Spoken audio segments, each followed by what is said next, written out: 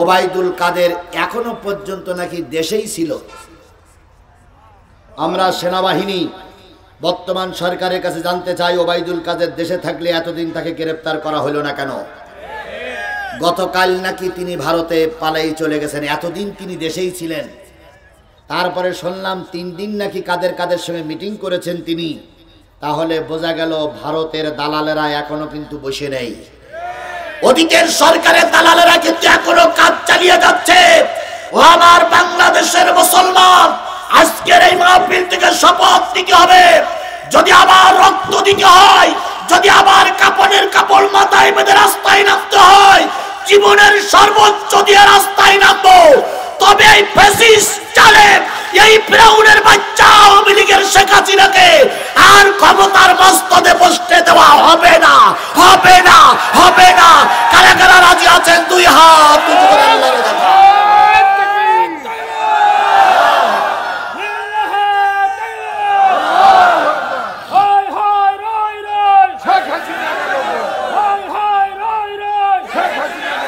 আমার ভাইরা, নবী বলেন, ও আমার উম্মতেরা, চলতি পথে, চলার পথে, দুনিয়ার চলার পথে কারোর 65 বছর চলার পথ, কারোর 64 বছর চলার পথ, কারোর 60 বছর চলার পথে যদি তোমরা দেখো কোথাও কোরআন হাদিসের আলোচনা হচ্ছে, সেই জায়গায় তোমরা বসে যেও, সেখান থেকে কিছু কোরআন হাদিসের ফলমূল সংগ্রহ করিও, কারণ ওই জায়গাটা হলো জান্নাতের বাগান। তালি নবী বললেন, যেখানে কোরআন হাদিসের আলোচনা হয় ওই জায়গাটা কিসের বাগান? আরো জোরে বলেন, ওই জায়গাটা জান্নাত বলেছেন আল্লাহর নবী। সেই হিসেবে বলে দিচ্ছে, আপনারা এখন কোথায় বসে আছেন? এই জান্নাত ইহকালও আল্লাহ কবুল করুক, পরকালও আল্লাহ কবুল করুক। দুনিয়ার জান্নাতে ঢুকলে তাও বাহির হওয়া যায়। আর বিশ্বাস করুন শিবগঞ্জের মুসলমানেরা, আল্লাহ যদি পরকালের জান্নাত একবার দিয়ে দেয়, পৃথিবীর কেউ আপনাকে আর টেনে হেসড়ে বাহির করতে পারবে না। আপনার নামে মিথ্যা কোনো মামলা হবে না, আপনাকে পুলিশ আর হাত কলা দিয়ে বের করে জাহান্নামে নিয়ে যাবে না। কারণ একবার যদি আল্লাহ জান্নাতে দিয়ে দেয়, ওই জান্নাত চিরকালের জন্য আপনার জন্য স্থায়ী হয়ে যাবে। তাহলে আল্লাহ রাব্বুল আলামিন আমাদেরকে জান্নাতের ভিতরে অল্প সময় বসার সুযোগ দিলেন। জি আল্লাহ, সেই আল্লাহর শুকরিয়াটা একটু জোরে করবেন না আস্তে করবেন? কেন জোরে করবেন? দেখেন চলার পথে কত মানুষ চলতেছে। বিশ্ব রোডের পাশে আমরা বসা, কত মানুষ যাচ্ছে এক একজন এক এক কাজে, কিন্তু আল্লাহ পাক ওর থেকে ফারেক হয়ে আমাদেরকে এই কোরআনের মাহফিলে বসতে সুযোগ করে দিয়েছেন। এই দেখেন না কত বাহন। একজন ভ্যানওয়ালা ভাই রাস্তায় যদি ভ্যান চালাতো তাহলে নিশ্চয়ই তার 20-50 টাকা হতো। একজন সিএনজিওয়ালা ভাই, তিনি যদি রাস্তায় সিএনজি চালাতেন 100 টাকা হতো। সেদিকে তিনি খেয়াল করেননি, তিনি খেয়াল করেছেন আল্লাহর কোরআনের মর্যাদা দিয়েছেন, দাম দিয়েছেন। কথা বলেন ঠিক না বেঠিক? তাহলে অগণিত ভ্যানওয়ালার ভিতরে, অগণিত মোটরসাইকেলওয়ালার ভিতরে, অগণিত গাড়ি চালকদের ভিতরে আল্লাহ যে আপনাকে আমাকে কবুল করলেন, এটা আপনার আমার জীবনের সবচেয়ে বড় পাওয়া নয়? তাহলে যে মালিক আপনাকে আমাকে কবুল করেছে, সেই মালিকের দরবারে শুকরগুজার হচ্ছি। কারোর জবান বন্ধ থাকবে না, সকলে মিলে বলছি আলহামদুলিল্লাহ। আরেকটু জোরে বলুন তো আলহামদুলিল্লাহ।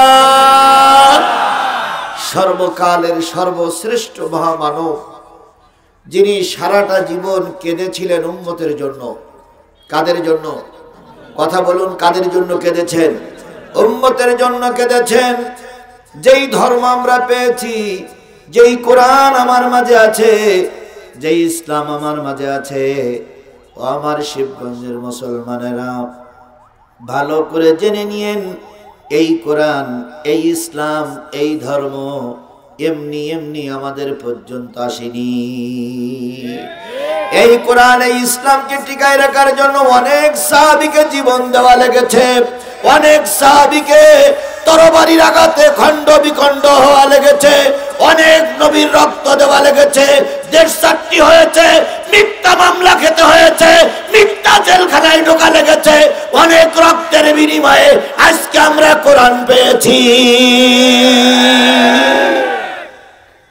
এখনো যারা সঠিক কোরআনের পথে আছে, এখনো যারা সঠিক কোরআনের কথা বলতেছে, হয় তাদের জেল হচ্ছে, নাই তাদের মামলা হচ্ছে, নাই তাদের ফাঁসি হচ্ছে, নাই তাদের কোপাই কোপাই মারা হচ্ছে।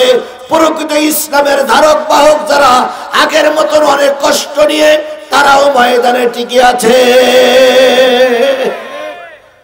আজকে আমরা কোরআনের কথা বললে বিরিয়ানি খাই, আজকে আমরা কোরআনের কথা বললে পকেট ভরা টাকা পাই, আজকে আমরা কোরআনের কথা বললে পেট ভরা খাবার পাই। কিন্তু তৎকালীন জামানায় কোরআনের কথা বলতে যেয়ে কত মানুষের জীবন দেওয়া লেগেছে। আল্লাহ রসুল সাল্লাল্লাহু আলাইহি সাল্লাম এই কোরআনকে আমাদের মাঝ পর্যন্ত টিকায় রাখার জন্য 3 দিন 4 দিন 5 দিন 6 দিন 7 দিন পর্যন্ত না খেয়ে থেকেছে। হযরত বেলাল বলেছেন, আমি রসুলকে সেজদার থেকে উঠতে দেরি করতে দেখে জিজ্ঞেস করেছিলাম, ইয়া রাসূলুল্লাহ, সেজদার থেকে উঠতে দেরি হলো। নবী বললেন, বেলাল, 7 দিন পর্যন্ত নবীর ঘরে কোনো খাবার নাই। বলুন তো, নবী যদি পয়সা টাকার পিছনে মেহনত করতেন, পাহাড়ের গায়ে ফু দিলে পাহাড় কি হয়ে যেত? সোনা হয়ে যেত। কিন্তু নবীর টার্গেট ছিল দিন প্রতিষ্ঠা করা। কথা বলেন, কথা বলেন। এরকম কোন একটা যুদ্ধে কাফেররা আসবে, আল্লাহর নবী যুদ্ধের ময়দানে গেছেন, মুসলমানদের সঙ্গে খাল খনন করতেছেন। জাবের 3 জন সাহাবীর পরে তিনিও খাল খনন করতেছেন। লক্ষ্য করলেন, নবী একবার কুড়াল মারলে, একবার হাতুড়ি মারলে হাতুড়িটা উঠাতে অনেকক্ষণ দেরি লাগে। নবী অনেকক্ষণ দাঁড়িয়ে বিশ্রাম নেন, তারপর আবার একটা হাতুড়ির আঘাত করেন পাথরের উপরে। সাহাবী জাবের রাদিয়াল্লাহু তাআলা ছুটে এলেন, নবীর চেহারার সামনে দাঁড়িয়ে বলতেছি, ইয়া রাসূলুল্লাহ, অনেকক্ষণ থেকে খেয়াল করছি একবার শাবল মারলে ওই শাবলটা তুলতে আপনার দেরি হয়। অনেকক্ষণ থেকে খেয়াল করছি দ্বিতীয়বার শাবল আপনি মারতেছেন না, ঘটনাটা কি? নবী বললেন, জাবের, নিজের কর্মে ফিরে যাও। তোমার নবী 7 দিন পর্যন্ত কিছুই খায় না। কয়দিন? এখানে একজন মুসলমান দাঁড়িয়ে বলুন তো, আমি 3 দিন খাইনি, আমি 1 দিন খাইনি। একটা মুসলমান বলেন তো। ইসলাম তার মামার বাড়ির আবদারের মতন মনে করেছি, যে যেভাবে পারে সে সেইভাবে ব্যবহার করছে। কিন্তু একবার হিসেব করে দেখুন, এই ইসলাম এমনি এমনি আপনার আমার পর্যন্ত আসেনি। অনেক কষ্টের বিনিময়ে এই ইসলাম আমার কাছে এসেছে। ইসলামটা ছেলে খেলা নয়, ইসলামটা মামার বাড়ির ডাউল নয় যে যেভাবে পারবেন সে সেইভাবে ব্যবহার করবেন। জাবের বলেন, ইয়া রাসূলুল্লাহ, আমি অনেক দূর থেকে দেখতেছি। নবী জাবেরের হাত কেনা নিয়ে পেটের ভিতরে ঢুকালেন, পেটের ভিতরে বুলালেন। নবীর বেলটা আটতেছিল না বলে পাথরের টুকরা দিয়ে দিয়ে পায়জামার দড়িটাও শক্ত করে বেঁধে রেখেছেন। জাবেরের হৃদয়টা টুকরো টুকরো হয়ে গেল, জাবেরের হৃদয়টা খান খান হয়ে গেল। নবীজির সামনে দাঁড়াই বলেন, ইয়া রাসূলুল্লাহ, একটু সময় আমাকে দেন, আমি আপনার ব্যাপারে আমার স্ত্রীর সঙ্গে একটু পরামর্শ করতে চাই।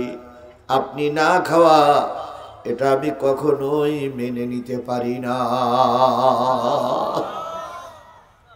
নবীজি অনুমতি দিলেন। জাবের চলে গেলেন স্ত্রীর কাছে। স্ত্রীর সামনে দাঁড়িয়ে বলেন, ও আল্লাহর বান্দি, যেই নবীর চেহারার দিকে তাকাইলে পেটে ক্ষুধা থাকে না, যেই নবীর দিকে তাকাইলে, চাঁদের দিকে তাকাইলে চাঁদের ভিতরে অনেক দুর্নাম দেখা যায়, চাঁদের ভিতরে অনেক কলঙ্ক দেখা যায়, নবীর চেহারায় কলঙ্ক দেখা যায় না।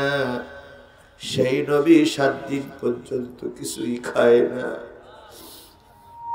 যুদ্ধের ময়দানে নবীজি এসেছেন, একবার মাথা নিচু করলে উঁচু করতে পারেন না। ঘরে কোনো খাবার থাকলে বলো, আমি নবীকে একটু দাওয়াত করে আসি। জাবেরের স্ত্রী বললেন, স্বামী, ঘরে যা আটা আছে যদি রুটি বানাই 3 জন লোকের পেট পুরে খাওয়া যাবে। যদি 10 জন লোক ভাগ বসায় অল্প অল্প করে খাওয়া যাবে।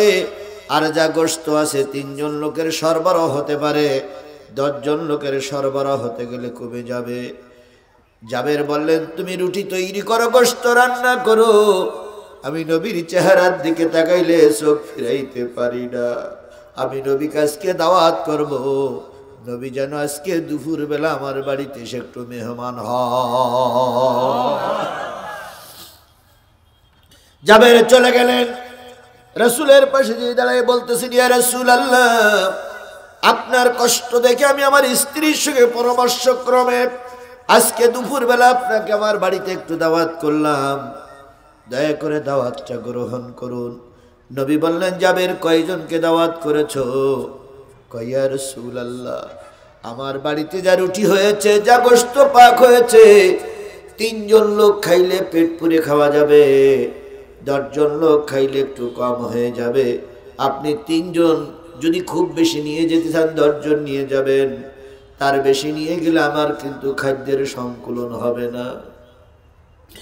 নবী বললেন, জাবের বাড়ি যাও, বাড়ি যে তুমি তোমার স্ত্রীকে বলো শুধু 10 জন নয়, তোমার বাড়িতে আজকের এই যুদ্ধের ময়দানে 3000 সাহাবী কাজ করছে, এই 3000 সাহাবী তোমার বাড়িতে আজকে মেহমান হয়ে যাবে। 3 জনের খাদ্য কয়জনের জন্য বাজেট করেছে? 10 জনের জন্য বাজেট করেছে। এখন যদি 3000 যায়, তাহলে ওতে কি সংকলন হওয়া সম্ভব? অবশ্যই সম্ভব, যদি কার রহমত থাকে। জোরে বলেন, কার রহমত থাকে? আল্লাহর যদি রহমত থাকে, হাজার হাজার লোকের প্রয়োজন হয় না, অল্প কিছু সংখ্যক লোক দিয়ে দেশের স্বাধীনতা আসে, যদি আল্লাহর রহমত হয়। বিএনপি জামাত কম চেষ্টা করে নিয়ে দেশের পরিবর্তন আনার জন্য, কথা বলেন ঠিক না ঠিক? যতবার ময়দানে নেমেছে, ততবার গুলি খেয়েছে, ততবার মামলা খেয়েছে, ততবার লাশ হয়ে ফিরে আসতে হয়েছে। বিএনপি জামাত যখন দেখলো আমাদের চেষ্টায় আর সম্ভব না, এই ব্যক্তির বাচ্চা বেঁচে থাকা অবস্থায় আমরা আর আন্দোলন করে কিছুই করতে পারবো না, তখন বিএনপি জামাতের লোকেরা কিছু ঢিলা দিল, যে আর কত মামলা খাওয়া যায়, আর কত মাইর খাওয়া যায়, আর কত লাশ ফেলানো যায়। আল্লাহ বললেন, তোদের চেষ্টা শেষ, আমার রহমত শুরু। আরেকটু জোরে বলেন আল্লাহু আকবার। তোমাদের চেষ্টা শেষ, কার রহমত শুরু হয়েছে না হয়নি? যে ছাত্রদের দ্বারা দেশের এই স্বাধীনতা আসলো, দ্বিতীয় স্বাধীনতা, বলুন তো এই ছাত্রদেরকে আমরা কি কেউ চিনতাম? জোরে বলেন, চিনতাম? 5 তারিখের আগে এদের নাম গন্ধ পর্যন্ত আমাদের কাছে ছিল না। হঠাৎ করে এরা ময়দানে নামলো। কি বলেন, ময়দানে নামেনি? এরা যত গুলি খেয়েছে, তত এদের আন্দোলনের বেগ বেড়েছে। যত লাশ পড়েছে, লাশ পিছনে ভ্যানে তুলে দিয়ে সামনে অগ্রসর হয়েছে। এরা বুঝেছে, যদি বাংলাদেশের সব ছাত্র মারা যায়, তবুও শেখ হাসিনার গদির থেকে না নামানো পর্যন্ত আমরা আমাদের মায়ের কোলে ফিরে যাব না, যাব না, যাব না। কথা ঠিক না বেঠিক? এই জন্য ময়দানে নামলে রহমত করে কে? আল্লাহ নিজেই বলেছেন, তুমি জালেম সরকারের সামনে নেমেছো, তোমার ডাইনে বামে পিছনে কেউ নেই, কারোর দরকার নেই, আমি তোমার সাথে আছি। আর আল্লাহ যদি সাথে থাকে, দুনিয়ার কোন সাহায্য ছাড়াই বিজয় অর্জন করা যায়। আর আল্লাহ যদি সাথে না থাকে, গোটা বাংলাদেশের র‍্যাব, পুলিশ, বিজিপি, আর্মি দিয়েও ক্ষমতায় টিকে থাকা যায় না, কুকুরের মতন পালিয়ে যাওয়া লাগে।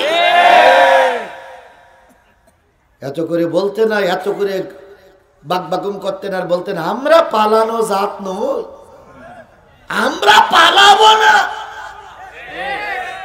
অথচ ওনারাই সবার আগে পালাই গেলেন। ছাত্ররা এক ধাক্কা দিলে এক ধাক্কা দিয়ে পালাই চলে গেছেন। কথা বলে ঠিক না বেঠিক? সুতরাং সকল ক্ষেত্রে রহমতের দরকার কার? কয়জনের খাবার? 10 জন খেতে পারবে, কিন্তু আল্লাহ নবী বললেন কয়জন যাব? আচ্ছা বলেন, আপনার বাড়ি যদি এইরকম লোক আসে, হুজুর দাওয়াত করেছে, জিজ্ঞেস করেছে হুজুর কয়জন আসবেন, তো হুজুর বলেছে আমার সঙ্গে 5 জন আছে। জাবের রাদিয়াল্লাহু তাআলা থমকে দাঁড়িয়ে গেলেন, ইয়া রাসূলুল্লাহ, 3 জনের খাবার 10 জন পর্যন্ত খাওয়া যায়, কিন্তু 3000। নবী বললেন, জাবের রে, আমি 7 দিন না খাওয়া, আবু বকর 5 দিন না খাওয়া, আমি 7 দিন না খাওয়া, ওমর 3 দিন না খাওয়া, আমি আলীর দিক তাকাই দেখতেছি আলীও 5 দিন না খাওয়া। কাকে রেখে আমি দাওয়াত খেতে যাব? তুমি বাড়ি যাও, রুটির পাত্রটা ঢেকে রাখো আর গোশের পাত্রটা চুলার পরে রাখবে। আমি নবী যতক্ষণ পর্যন্ত না যাব ততক্ষণ গোশের পাত্র না হবে না, আর রুটির পাত্রটা ঢেকে রাখবে। আল্লাহর পরে তাওয়াক্কুল করো, আল্লাহ যদি বরকত দেয় 3 জনের খাওয়ার আল্লাহ পাক 3000 লোকের মাধ্যমে বন্টন করে দেবে। এর নাম নবী। আল্লাহর নবী আসলেন, 2 খানা করে রুটি 2 টুকরা করে গোশত বিতরণ করতে শুরু করলেন। 3000 লোকের মাঝে বন্টন হয়ে গেল। এখনো দেখা যাচ্ছে রুটির পাত্রে রুটি আছে, গোশের পাত্র গোশ আছে। নবীজি বললেন এবার খাওয়া শুরু করো। সবাই খাইলেন। খাওয়ার পর নবীজি বললেন, ও জাবের, টেনশন করো না, আল্লাহ যদি বরকত দেয় অল্প জিনিস অনেক মানুষের ভিতরে বিতরণ হয়ে যায়। সেই নবী, যেই নবীর হাতের ছোঁয়ায় 3 জন লোকের খাদ্য কয় হাজার লোক খেয়েছিলেন, সেই নবী আপনার আমার নবী। কথা বলেন ঠিক না ঠিক? সেই নবীর নাম শোনার পরে দুরূদ শরীফ পড়া দরকার আছে না নাই? সবাই মিলে বলছি সাল্লাল্লাহু আলাইহি ওয়াসাল্লাম। পৃথিবীর ইতিহাসে সরকারি ভাবে কোনোদিন গাড়ি বন্ধ হয়নি ওই সরকারের আমলে ছাড়া। আল্লাহ সমাবেশ করবে মানুষ, হেলিকপ্টার কি বলে, লঞ্চ বন্ধ, ট্রাক বন্ধ, তারপরে বাস বন্ধ, রেল পর্যন্ত বন্ধ। এরা গৌর গোবিন্দর উত্তরসূরি, এরা গৌর গোবিন্দর উত্তরসূরি, এরা গৌর গোবিন্দর উত্তরসূরি। ও গৌর গোবিন্দ ছিল পুরুষ আর এ গৌর গোবিন্দ ছিল লেডিস লেডিস লেডিস। তবে যতই হরতাল ডাকুক, সমাবেশ একটাও কি বন্ধ হয়েছিল? জোরে বলেন বন্ধ হয়েছে। গৌর গোবিন্দ হুকুম করে নারী নিয়ে এবার নাচানাচি শুরু করলো। আর সেখানে স্লোগান ছিল, হুজুর আসতে পারবা না, হুজুর আসতে পারবা না, হুজুর আসতে পারবা না। ঢাক ঢোল পিটাই আর কয় হুজুর আসতে পারবে না। শাহজালাল ইয়ামিনী আর তার ভাগ্নেকে নিয়ে নদীর কিনারে এসে দেখে একখানা নৌকা নাই, নৌকা সব তুলে নেওয়া হয়ে গেছে। মাঝিদের জিজ্ঞেস করে নৌকা গেল কই? কয় সরকার নিয়ে নিয়েছে, আজকে নৌকা চালাতে দেবে না, নৌকা চালাইতে দিলে ভেঙে দেবে, তাই সব ফুটো ফাটা করে সব এক জায়গায় রেখে দিয়েছে। শাহজালাল ইয়ামিনী ভাগ্নের সঙ্গে পরামর্শ করলেন, ভাগ্না এই সময় যদি ময়দান ছেড়ে পালিয়ে যায় গৌর গোবিন্দরা আমাদের দুর্বল ভাববে, যে কোনো কায়দায় ইসলামের বাণী নিয়ে শাহজালালের গৌর গোবিন্দর দরবারে পৌঁছানো লাগবে। আল্লাহ বললেন, নিয়ে ছই করেছো, সাহায্য এবার আসবেই। আগে তুমি সই নিয়ত নিয়ে ময়দানে নামো, সাহায্য করার দায়িত্ব কার? জোরে বলেন, সাহায্য করার দায়িত্ব কার? এখনো সেই আল্লাহ আছে না নাই? একটু মনে হয় দুর্বল হয়ে গেছে নাকি? একটু দুর্বল হয়ে গেছে। আল্লাহ যা ছিল তাই আছে না নাই? আপনারা শুনে আশ্চর্য হবেন, শুনে মর্মাহত হবেন। গৌর গোবিন্দর দরবারে নাচানাচি শুরু হয়েছে, হুজুর আসতে। 2 জন চিন্তা করলো কিভাবে পার হওয়া যায়, পরামর্শ করবে। বলল, মামা যায় নামাজটা নদীতে ফেলাইয়া দাও, যায় নামাজ নৌকার কাজ করবে। সুবহানাল্লাহ। শাহজালাল ইয়ামিনী আর ভাগ্না কি শাহপরান 2 জনে যায় নামাজের পরে চললেন। যায় নামাজ নদীতে নৌকা হয়ে গেল। কেউ বলেছেন সাঁতার দিয়ে পার হয়েছেন, কেউ বলেছেন একটা পাথরকে বললেন, পাথর রে, দিন প্রচারের জন্য সিলেটে যাচ্ছি, এখন যদি মাঝপথে গন্তব্যস্থল পৃথক হয়ে যায় তাহলে ওই দেশে ইসলাম প্রচার হবে না, পাথর তুই নৌকা হয়ে যা। পাথরে চড়ে পার হলেন, যাই নামাজে চড়ে পার হলেন, অথবা সাঁতার দিয়ে পার হলেন। সাথী সঙ্গীদেরকে নিয়ে এসে গৌর গোবিন্দর দরবারে এসে বাইরে থেকে একটা তাকবীর দিলেন, নারায়ে তাকবীর। ইতিহাসে পাওয়া যায় সেই সময় শাহজালালের পিছনে লোক ছিল মাত্র 15 জন। কয়জন? 15 জন। আর শাহজালাল কয় নম্বর? 16। আর ভাগ্নে এই 17 জনের ভিতরে ভাগ্নে কয় নারায়ে তাকবীর, মামা কয় আল্লাহু আকবার, পিছনের 15 জন কয় আল্লাহু আকবার। গৌর গোবিন্দ রাস্তার গাড়ি কি করেছে?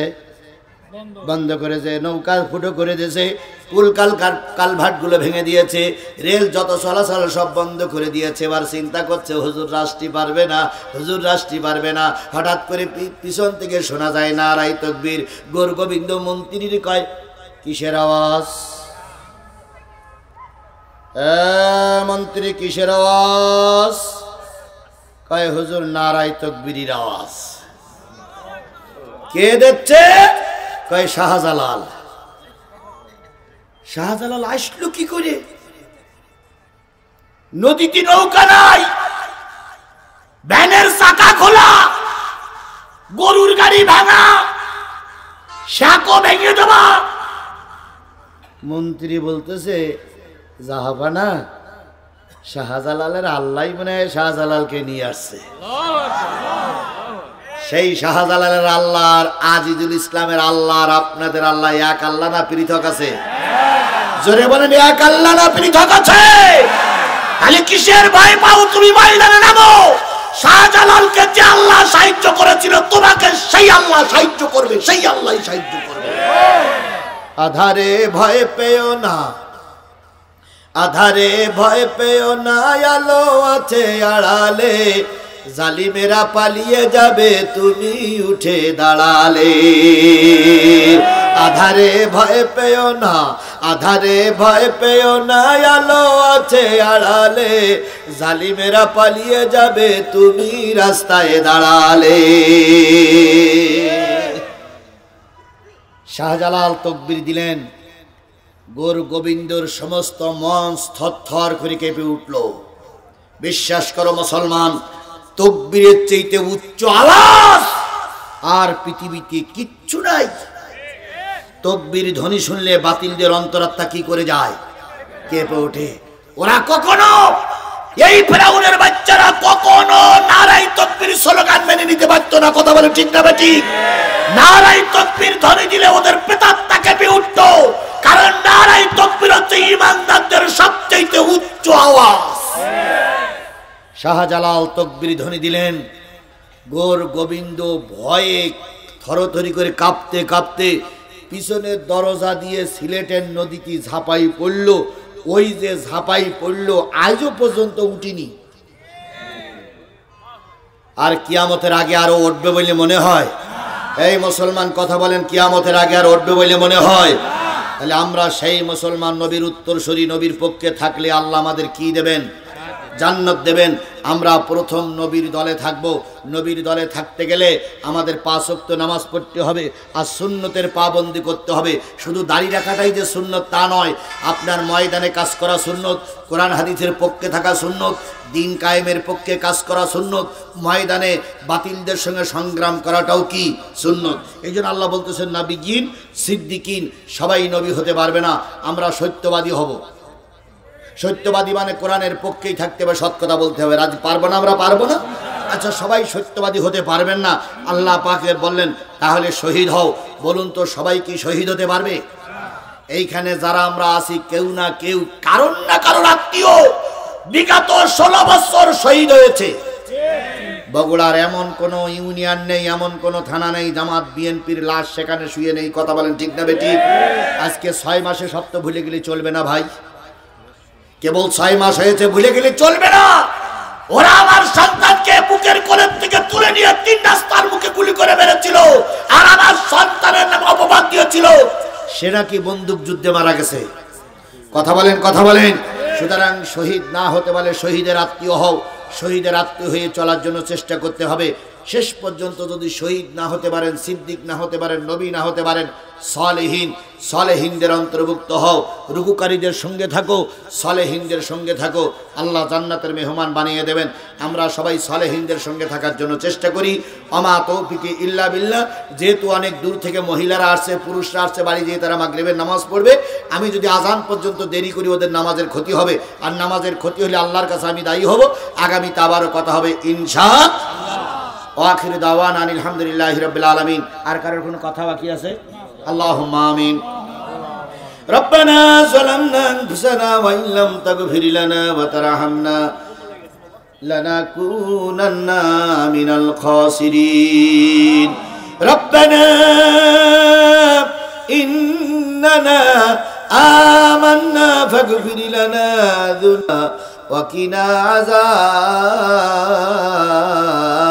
النار رب ارحمهما كما ربياني صغيرا وقل رب ارحمهما كما ربياني صغيرا মহিয়ান গরিয়ান সর্বশক্তিমান আল্লাহ, দিনের বেলার মাহফিল, অনেক কর্মব্যস্ততার ভিতর থেকে অনেক আলেম ওলামা, অনেক মসজিদের ইমাম, অনেক মসজিদের মুয়াজ্জিন, অনেক নারী পুরুষ, অনেক সাধারণ মানুষদেরকে নিয়ে আমি গুনাহগার সূরা নেসার একটা আয়াতের পরে দীর্ঘক্ষণ কথা বললাম।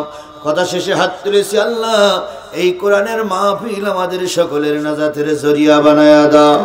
এই কোরআনের মাহফিল করেছে একদল টকবকে যুবক, এই যুবকদেরকে আল্লাহ তুমি জান্নাতের মেহমান হিসেবে কবুল করে নাও। এই জন্য যুবকদের 5 ওয়াক্ত নামাজি বানায়া দাও। এই যুবকদের সঙ্গে আল্লাহ আমরা যারা সঙ্গ দিলাম সবাইকে আল্লাহ তুমি কবুল এবং মঞ্জুর করে নাও। দিনের বেলার প্রোগ্রামে যত মানুষ উপস্থিত হলো, আমাদের পরিবারের যত মানুষ কবরবাসী হয়ে গেছে সবাইকে আল্লাহ তুমি মাফ করে দাও।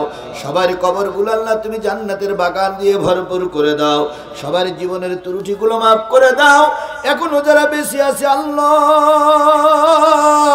আমাদের আপনজন যারা কবরবাসী আছে আর যারা দুনিয়া আছে সবাইকে আল্লাহ তুমি মাফ করে দাও। বাবু দয়া করে যারা আমরা টাকা দিলাম, পয়সা দিলাম, সময় দিলাম, শ্রম দিলাম, মেধা দিলাম, সবাইকে আল্লাহ তুমি মঞ্জুর করে নাও। আল্লাহ সবার জীবনের আশা